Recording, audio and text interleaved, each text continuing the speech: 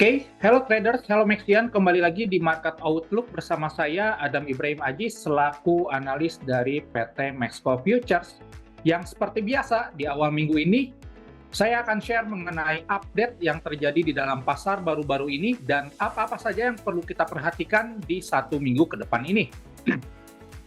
Namun sebelum itu, saya ingin share nih mengenai reward program dari Maxco Futures yang sangat menguntungkan nih bagi rekan-rekan yang ingin trading dan mendapatkan reward tentunya.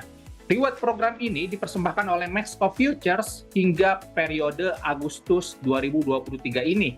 Tapi, untuk registrasinya, itu berakhir di bulan Juni tanggal 30 ini rekan-rekan. Jadi jangan sampai ketinggalan, yuk ikut reward program dari PT Maxco Futures dan trading sehingga bisa claim rewardnya. Oke? Itu saja mungkin, kemudian saya ingin share terlebih dahulu terhadap economic calendar yang perlu kita perhatikan di minggu ini ya. Karena kita akan menghadapi yang namanya Super Thursday di hari Kamis nanti, which is Fed itu akan memberikan sebuah pengumuman apakah mereka akan melakukan pausing atau menaikkan suku bunga. Which is itu merupakan suatu hal yang sangat bisa berpotensi membuat market volatile dengan cukup kencang tentunya. Nah, jadi bagi rekan-rekan yang ada posisi di minggu ini, harap jauh lebih konservatif karena market mungkin di minggu ini akan jauh lebih erotik dibandingkan minggu sebelumnya ya.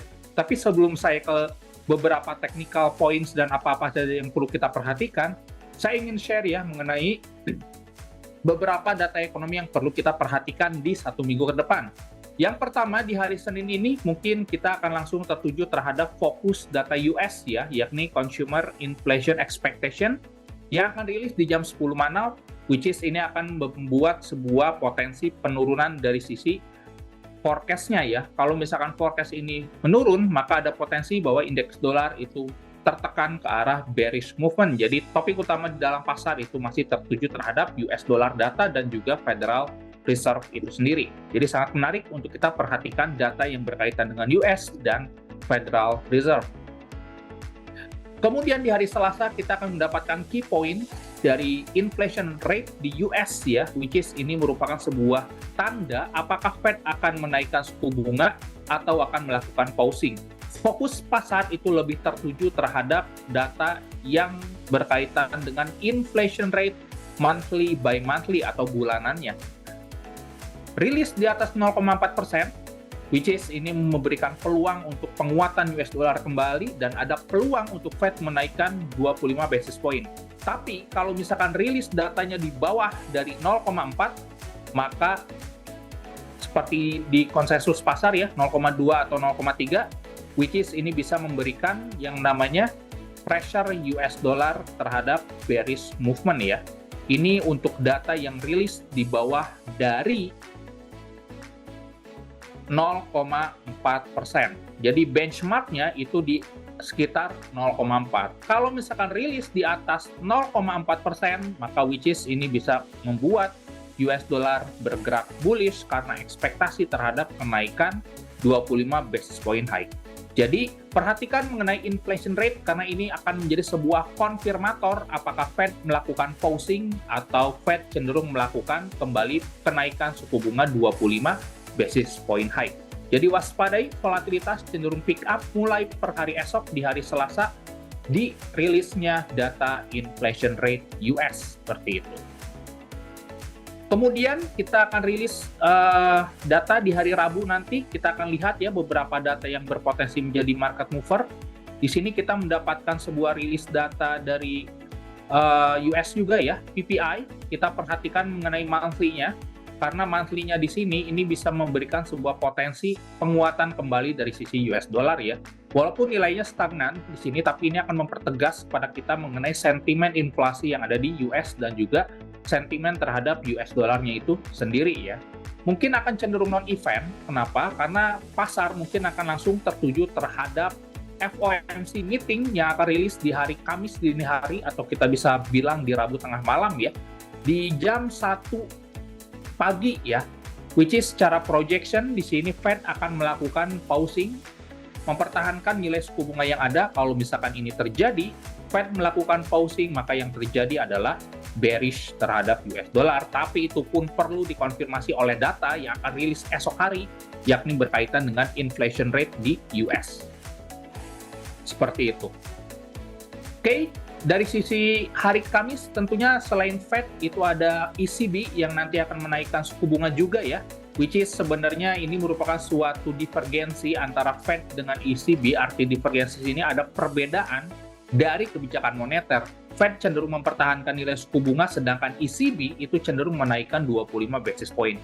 Jadi bagi rekan-rekan yang ingin mendapatkan keuntungan yang relatif stabil di dalam pasar, yang jauh lebih memberikan sebuah opportunity yang jauh lebih besar, probabilitas yang jauh lebih besar, trading di Euro USD itu ada suatu hal yang esensial. Namun ini disclaimer on, dengan memaksimalkan atau mengoptimalkan perbedaan kebijakan moneter dari Fed dan juga ECB, kita bisa mengambil peluang buy di Euro USD ya, untuk mengambil upside potensial dari pelemahan US dollar dan penguatan euro ya, seperti itu. Karena satu, bank sentral Fed mempertahankan suku bunga, sedangkan ECB ini akan cenderung menaikkan suku bunga menjadi 4% ya, dari sebelumnya 3,75%, seperti itu. Oke, mungkin sudah cukup jelas ya. Jadi volatilitas mungkin akan pick up di hari Selasa, kemudian di hari Kamis, tapi di hari Rabu pun tidak boleh melupakan, karena mungkin saja pergerakannya bisa terekstensi di hari Selasa, Rabu, dan juga Kamis ya. Dan kembali lagi bahwa data yang berkaitan dengan US itu wajib kita perhatikan, karena yang memberikan market mover itu lebih ke arah data yang berkaitan dengan USD itu sendiri, seperti itu. Kemudian di hari Jumat ditutup oleh BOJ interest rate decision, which is ini tidak akan banyak berubah. BOJ akan tetap mempertahankan nilai suku bunga yang ada karena inflasinya pun masih stabil ya, which is itu tidak akan banyak berubah untuk membuat Japanese yen menguat atau melemah. Yang perlu kita perhatikan dari sisi Japanese yen adalah lebih ke arah faktor eksternal dari global makroekonomi. Semakin fear ataupun banyak ekonomi di luar penuh dengan resiko, maka penguatan Japanese yen itu sangat mungkin sekali terjadi. Tapi kalau misalkan secara internalnya, BOJ-nya sendiri masih mempertahankan nilai suku bunga yang ada, which is ini sebenarnya membuat Japanese yen mendapatkan traksi yang relatif bearish, seperti itu. Kemudian di hari Jumat pun ditutup oleh Michigan Consumer Sentiment. Ini memberikan sebuah petunjuk pada kita inflasi di US apakah masih stay di level yang tinggi atau tidak ya, dan bagaimana Fed itu akan melakukan ke depannya dari sisi projection makroeconomic outlook ke depannya, seperti itu.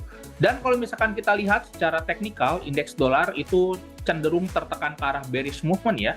Kalau misalkan kita lihat ke time frame yang jauh lebih kecil di sini,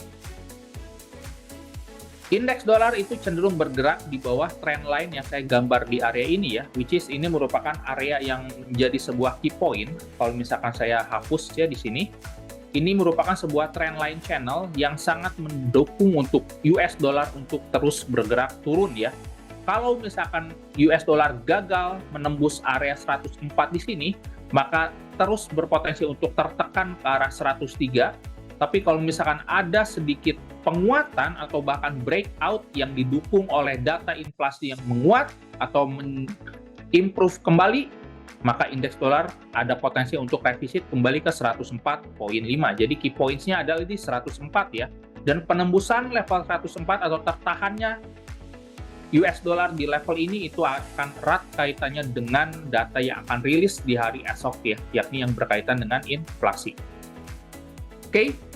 Kemudian kita akan lihat Euro USD ya. Di sini dari sisi Euro USD sebenarnya berkebalikan dengan indeks dolar.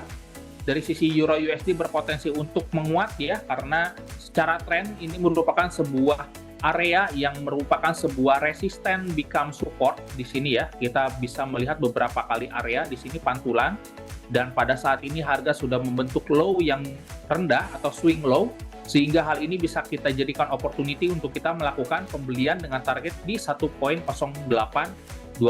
ya dari sisi Euro USD itu sendiri. Tapi ini disclaimer on, kalau misalkan rekan-rekan ingin melakukan aggressive buy, stop loss wajib diletakkan di bawah dari level low yang baru saja terbentuk, yakni di 1.07.400 seperti itu. Kemudian kita akan lihat USD Japanese Yen ya, karena Japanese Yen-nya kita tahu ada potensi untuk terus melemah ya sepanjang Fed itu menaikkan suku bunga. Jadi kalau misalkan kita ingin melakukan trading di USD Japanese Yen, itu sedikit rumit ya, karena pada dasarnya harga pada saat ini masih cenderung berada di area base ya, di area triangle yang saya gambar seperti ini ya. Penembusan ke arah atas di area ini bisa membuka peluang untuk harga bergerak naik ya. Kalau misalkan harga break, retest, ini bisa revisit ke level 141 ya, ke area ini. Tapi kalau misalkan harga menembus level 139, maka ini membuka peluang untuk harga kembali bergerak ke 107.900 ya, atau 138. Untuk rekan-rekan yang melakukan trade di USD JPY, waspada saja karena harganya masih terkonsolidasi di area triangle yang saya gambar ini ya, tapi ini disclaimer on, dan mungkin selama harga belum menembus area atas atau bawah, maka akan terkurung di area segitiga yang saya tandai sebagai triangle pattern di sini ya, seperti itu. Kemudian kita akan bahas XAU ya. Dari sisi XAU, saya sempat marking ya di beberapa event sebelumnya di market webinar minggu lalu, bahwa saya tandai bahwa area dari sisi XAU USD itu masih cenderung bergerak sideways ya, di area kotak hijau yang saya tandai di area ini. Karena pasar cenderung menunggu ya dari sisi data inflasi dan juga FOMC itu sendiri, which is kalau misalkan harga selama bertahan di atas 1950, maka harga akan bergerak konsolidasi di area ini saja ya, sampai menunggu kejelasan apa yang terjadi.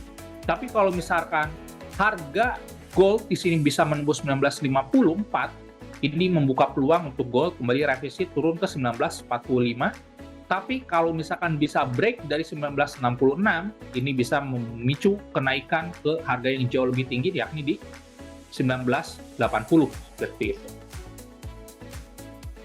Tapi kalau misalkan rekan-rekan ingin jauh lebih konservatif, saran saya hindari trading di gold sementara waktu ya, karena akan terekspos terhadap resiko yang tidak dapat diproyeksikan ya. Jadi kalau misalkan kita ingin melakukan trading di gold, saran saya jauh lebih konservatif dan manage lot Anda dengan sebaik mungkin, karena volatilitas itu akan cenderung sangat pick up di minggu ini berkaitan dengan inflasi dan juga FOMC di hari Kamis nanti ya, seperti itu.